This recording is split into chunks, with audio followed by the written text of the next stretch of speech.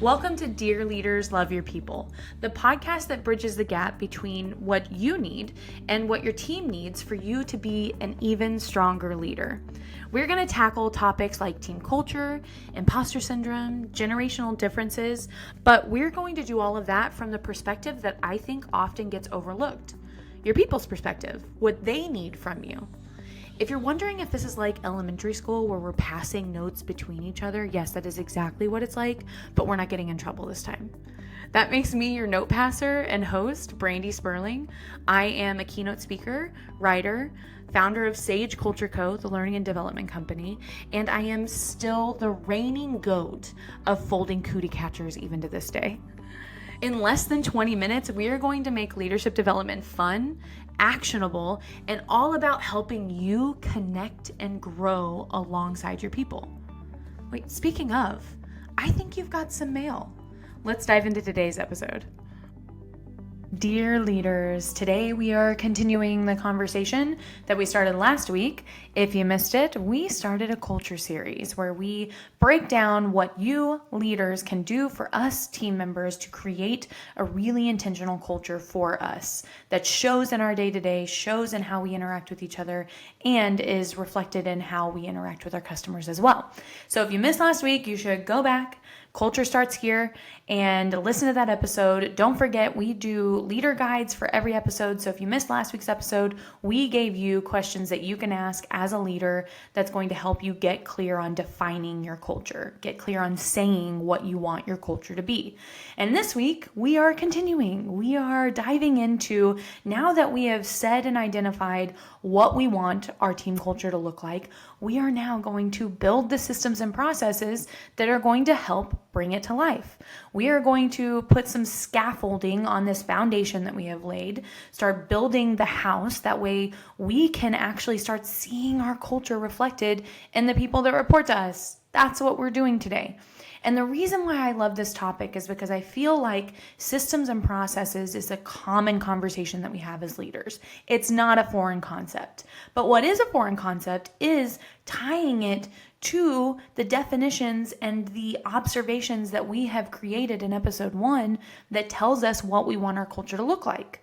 We don't, as the people reporting to you, need you just to create systems and processes for systems and processes' sake. We do not need that.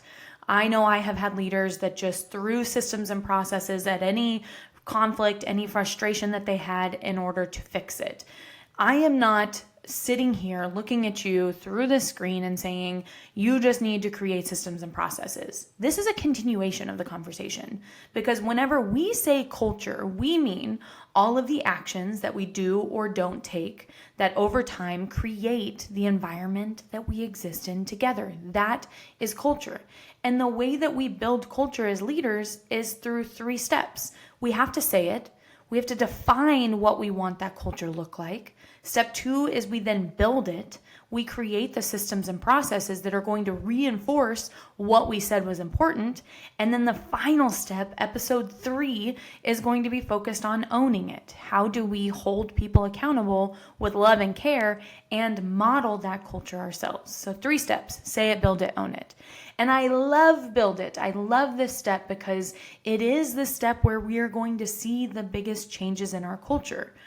I love using this example, Walt Disney. I mean, who doesn't love using Walt Disney as an example? One of the best and greatest examples of building systems and processes to reinforce a culture that we have deemed as important is with Walt Disney. So whenever he was building and growing his parks, one of the most important things that he said was that he wanted his parks to be clean and aesthetically pleasing for the visitors, right?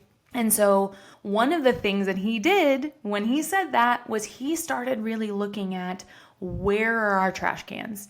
He was so concerned with where trash cans were that he actually studied how long people held on to trash if they didn't see a trash can in sight. And what he found was people would hold on to it for 30 feet, and if they couldn't see a trash can to throw away their trash, then they would do it irresponsibly. So they would just leave it somewhere. And so the system and process that he created, because remember, he said that having clean parks was important to him. That was the culture that he was creating. You know how they now place the trash cans? Ever since Walt Disney dreamed this moment up, they place trash cans every 30 feet. Every 30 feet. That is a system and process that Walt Disney created in order to really embody and to have this culture come to life where their parks were not only, magical, but they were clean. So the trash cans are placed to this day 30 feet apart, so that way the visitors that come into Walt Disney World can, whether they realize it or not, take part in this culture that he was trying to create and maintain a cleanliness of the parks. That's what we're talking about. We are talking about you as leaders getting really clear on what we want our culture to look like and then placing the trash cans for your people, making it easy for them to embody this culture that you are trying to create and bring it to life through their everyday actions. It's that simple. I love this example so much because it shows that culture is not just words. It's the actions that we do on the other side of it.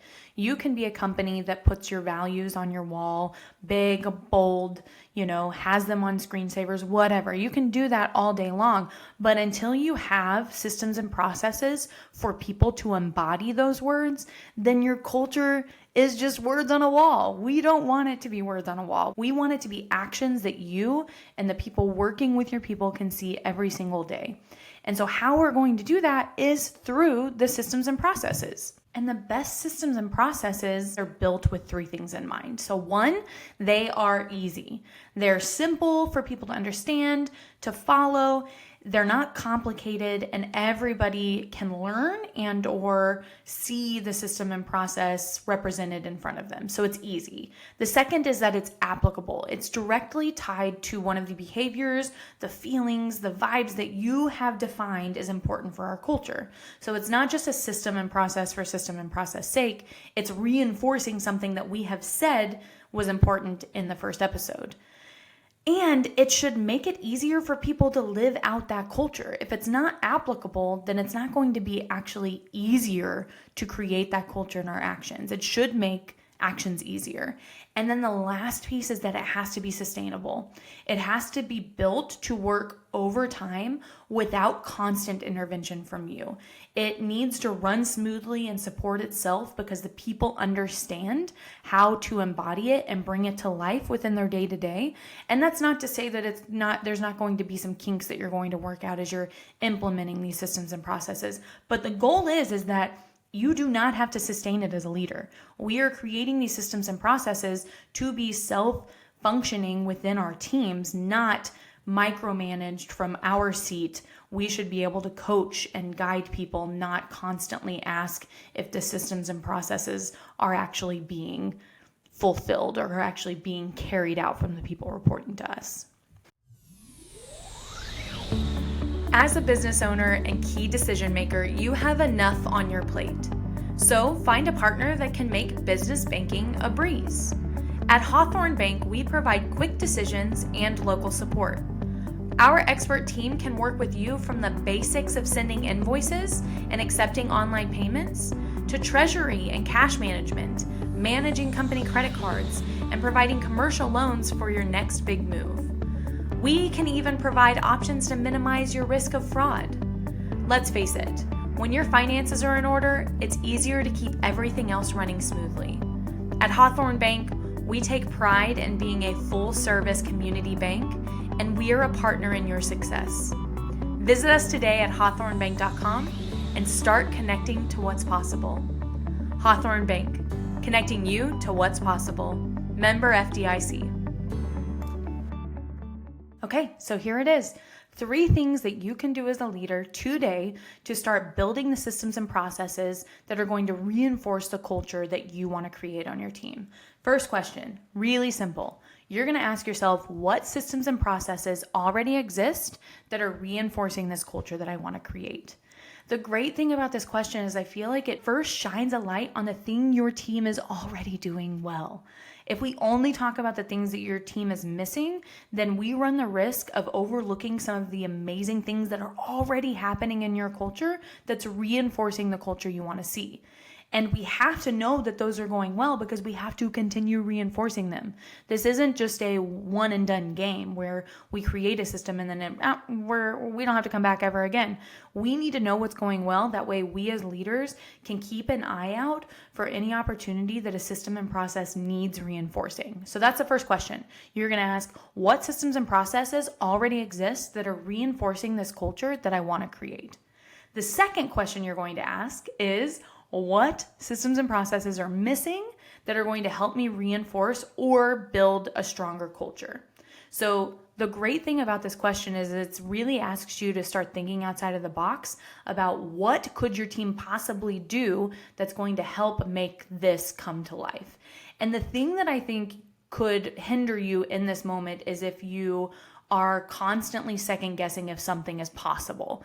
I would really recommend in your brainstorming, in your dreaming section, not to overthink or question whether or not you can see a system and process through. This is just your time to dream up what a world would look like if a system and process could exist that would reinforce this culture that you're trying to create. So that's your second question. What systems and processes could exist or don't exist that we can create?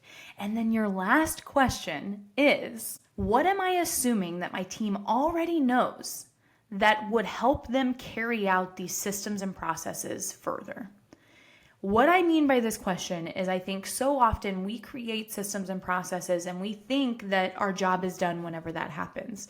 Whenever in reality, we as leaders have to be willing to teach and help our team understand and learn how to exist within these systems and processes.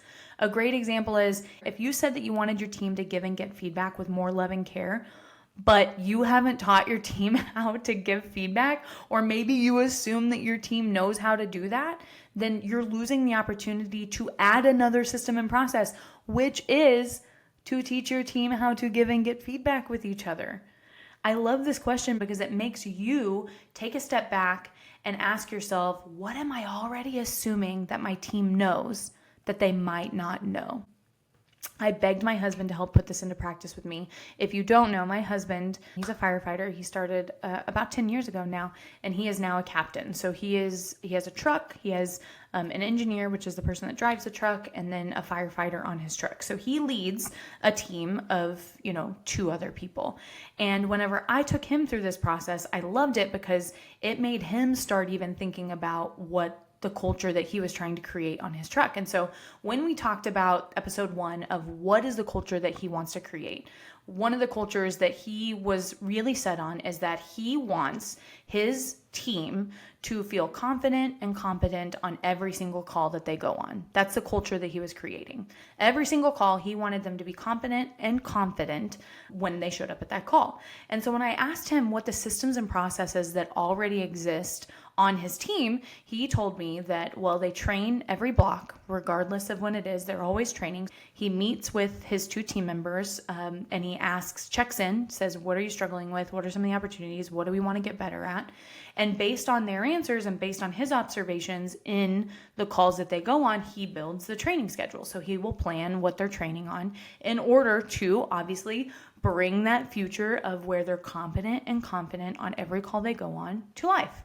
So those already existed. And so whenever I asked him, what are some of the things that don't exist? What are the systems and processes that don't exist?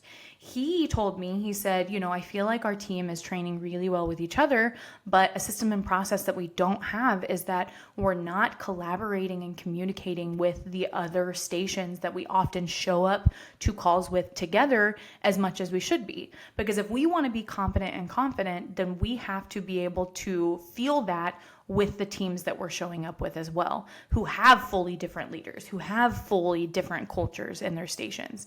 And so just by having a quick conversation, he was able to realize, oh my gosh, we could be collaborating with some of these stations more. And I challenged him a step further and I was like, if we were to put the third question into play, what are you assuming that your team already knows?